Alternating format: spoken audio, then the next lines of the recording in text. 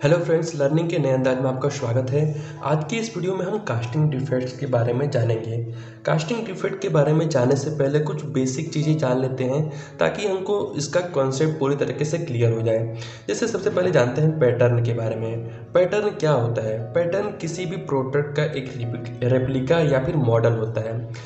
Replica means होता है, हिंदी में इसको नमूना कहते हैं।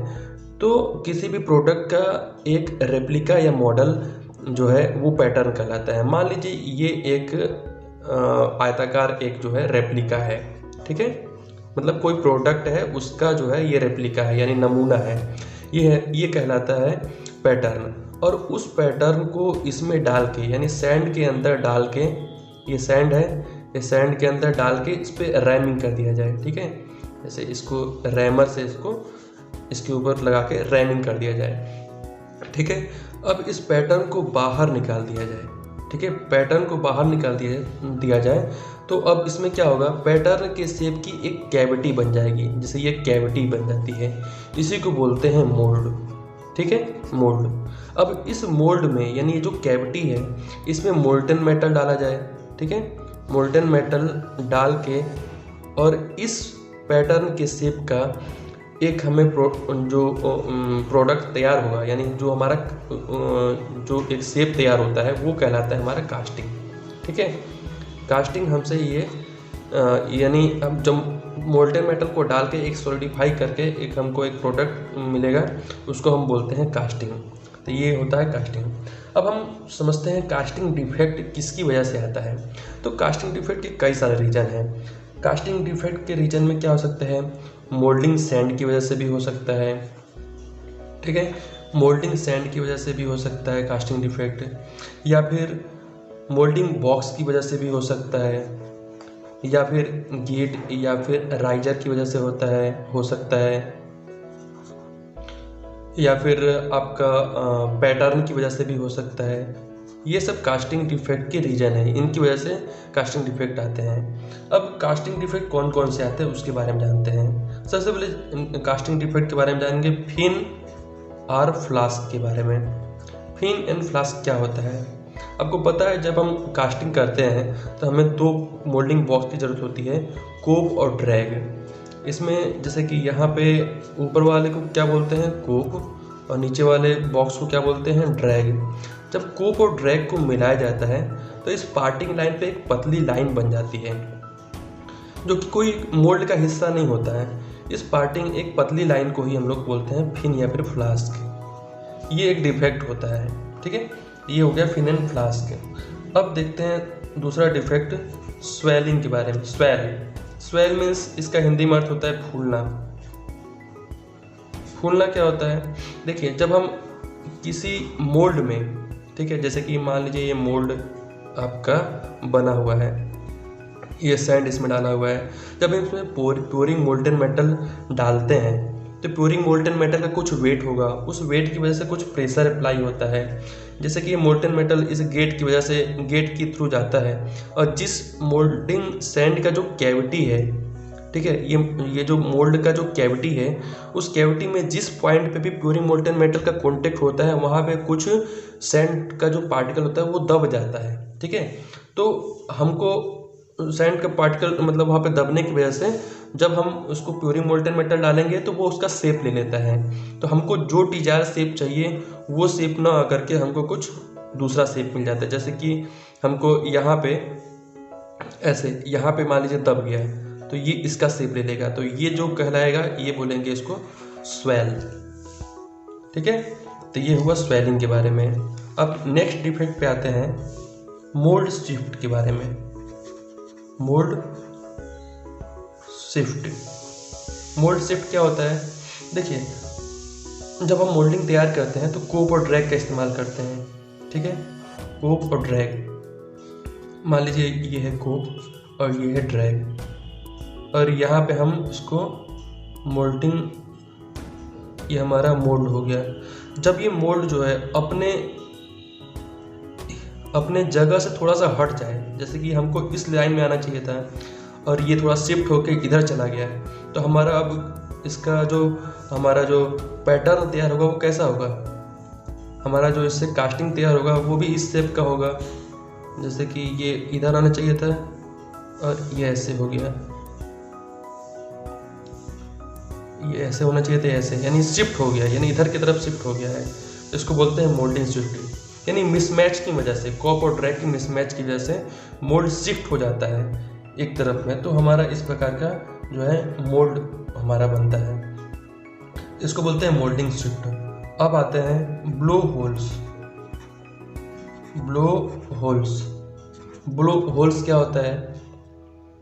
ब्लो होल्स एक इंटरनल डिफेक्ट होता है, ठीक है, इंटरनल डिफेक्ट होता है जो कि कास्टिंग्स के अंदर जब म्यूरिंग मोल्टेन मेटल को डाला जाता है तो उसमें से कुछ गैसेस निकलती हैं, तथा उसके अलावा प्योरिंग मोल्टेन मेटल डालने से पहले भी उस कैविटी में कुछ एयर होता है। वो एयर में बबल्स जब बाहर नहीं निकल पाते हैं तब वो कास्टिंग के अंदर में एक छोटे छोटे छिद्र बना देते हैं जो कि इंटरनल डिफेक्ट कहलाते हैं, ठीक है, ब्लो होल्स कहलाते हैं वो, और ये एक इंटरनल डिफेक्ट होता है।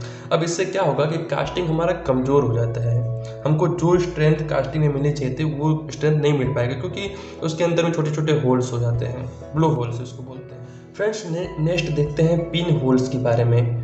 पिन होल्स ये एक कास्टिंग डिफेक्ट होता है जो कि एक सरफेस डिफेक्ट होता है, ठीक है, ये एक सरफेस डिफेक्ट होता है और ये भी किसकी वजह से होता है?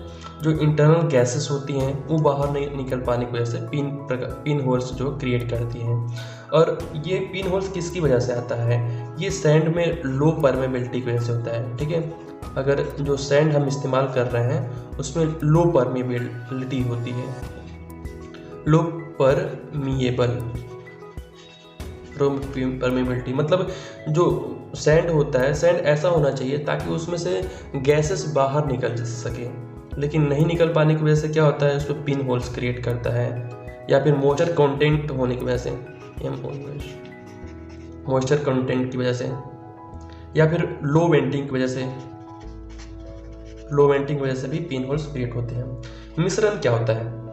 देखिए, जब हम कोई मोल्ड तैयार करते हैं तो मोल्ड का बहुत सारा शेप होता है, डिजायर शेप होता है, यानी जब हम मान लीजिए ये एक हमारा मोल्ड है और ये हम पैटर्न को यहाँ से निकालते हैं, मान लीजिए पैटर्न इस शेप का है, ऐसे करके ऐसे करके ऐसे शेप का है, ठीक है, ये हमको शेप चाहिए, पैटर्न को निकाल दिया जाए। ये जो कैविटी हमारा बना है उसमें हम मोल्टन मेटल को डालते हैं। जब हम डालेंगे तो इसमें क्या होता है, किसी भी वजह से पूरे गैप को फिल नहीं हो पाता है और हमारा जो कास्टिंग तैयार होगा वो इस प्रकार का होता है, इस प्रकार का हो गया, इतना बड़ा। यहाँ पे हमको डिजायर शेप ये चाहिए थी लेकिन यहीं तक हमारा कास्टिंग हो पाया, यहाँ तक जो हमारा मोल्टन मेटल है पहुँच ही नहीं पाया। तो इस प्रकार का जब गैप क्रिएट हो जाता है जिसकी वजह से मोल्ड हमारा अच्छी तरीके से नहीं बन पाता है, वो मिश्रण कहलाता है।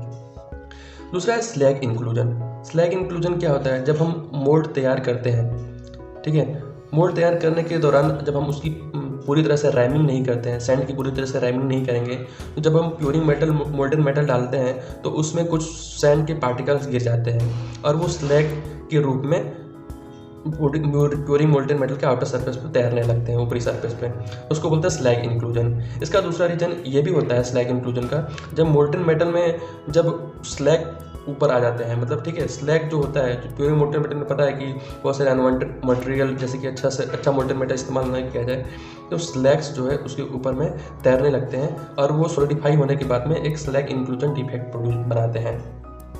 श्रिंकेज क्या होता है? श्रिंकेज होता है जैसे कोई भी मोल्टन मेटल है वो ठंडा होने के बाद क्या होता है, श्रिंक होता है, ठीक है। मान लीजिए ये मोल्ड कैविटी है और हम इस पर प्योरिंग मोल्टन मेटल डालें, गेटिंग सिस्टम की वजह से प्योरिंग मोल्टन मेटल डालें और उसके बाद में जब ये ठंडा हुआ, ठंडा होने के बाद में क्या हुआ, एक गैप क्रिएट हुआ और इस प्रकार का शेप बन जाता है, यानी यहाँ पे गैप क्रिएट हो जाता है, यही गैप को हम लोग श्रिंकेज बोलते हैं। अब श्रिंकेज ना आने पाए, इस प्रकार का डिफेक्ट ना आने पाए, हम लोग क्या करते हैं, प्रॉपर राइजर का इस्तेमाल करते हैं। आप लोग को पता होगा कि राइजर का इस्तेमाल क्यों करते हैं? राइजर का इस्तेमाल इसलिए करते हैं ताकि इसमें जो गैप क्रिएट हो, ठीक है, वो गैप को इस राइजर्स में उपलब्ध मोल्टन मेटल इस गैप को मेंटेन करें, यानी गैप को भर दे और हमको एक जो भी हमको डिजायर शेप का कास्टिंग चाहिए, कास्टिंग तैयार करना है, वो हमको मिल जाए, तो वो कहलाता है श्रिंकेज।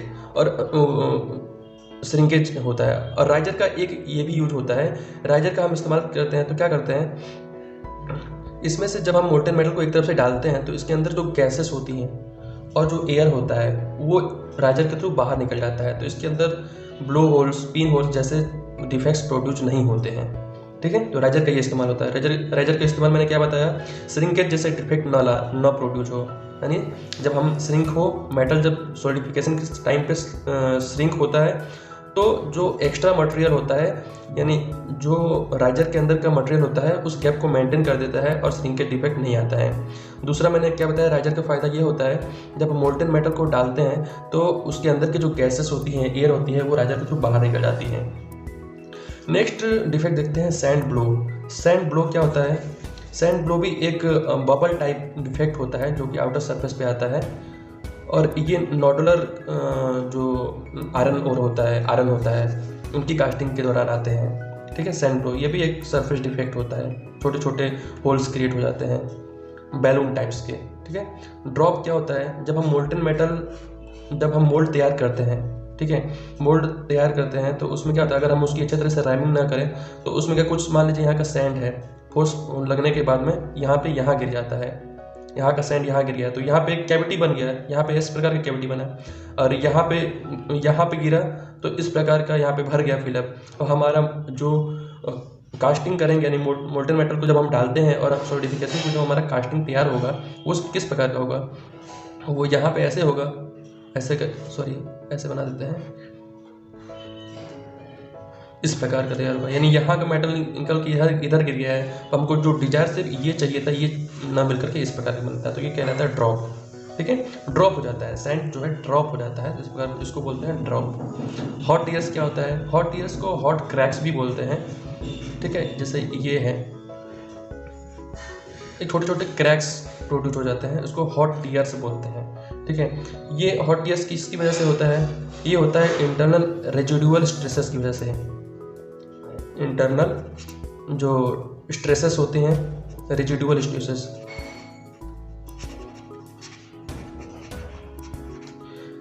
मोल्टेन मेटल में इंटरनल रेजिडुअल स्ट्रेसेस की वजह से इस प्रकार के हॉट टीयर्स जैसे डिफेक्ट प्रोड्यूस होते हैं। तो ये हैं कुछ कास्टिंग डिफेक्ट्स।